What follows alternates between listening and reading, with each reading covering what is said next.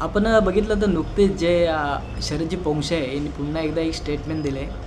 त्यांनी असं म्हटलं आहे की काँग्रेस पक्ष जो आहे त्यांनी हिंदुत्वाची जी वज्रमूठ आहे ती मोडकळीस आणलेली आहे आणि इथला जो प्रत्येक हिंदू आहे तो स्वतःला हिंदू आता म्हणतच नाही.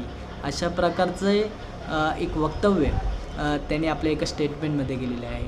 आता मला या व्हिडिओच्या माध्यमातून त्यांना सांगायचं आहे की जे सत्य आहे ते प्रत्यक्षात त्यांच्या तोंडातून बाहेर पडलेलं आहे.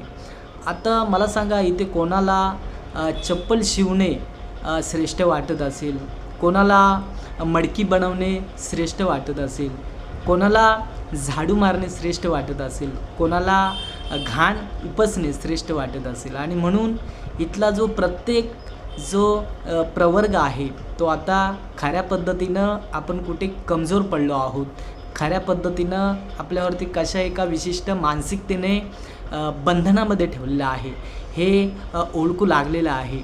आणि म्हणून त्यांनी जे स्टेटमेंट केलेलं आहे ते कदाचित आता लोकांना खऱ्या अर्थानं आपण का मागे राहिलो आहे याचं जे भान आहे ते या ठिकाणी प्रत्येकाला आल्यामुळं आता प्रत्येकजण जो आहे तो या वेगवेगळ्या षडयंत्रातून, वेगवेगळ्या गोंडस नावातून आता प्रत्यक्षामध्ये बाहेर पाडण्याचं काम करत आहे. आणि म्हणून लोकांना आता खरं जे षडयंत्र आहे या देशामध्ये चाललेलं एका विशिष्ट मानसिकतेमध्ये चाललेलं जे एक षडयंत्र आहे ते आज इथे लोक ओळखतात.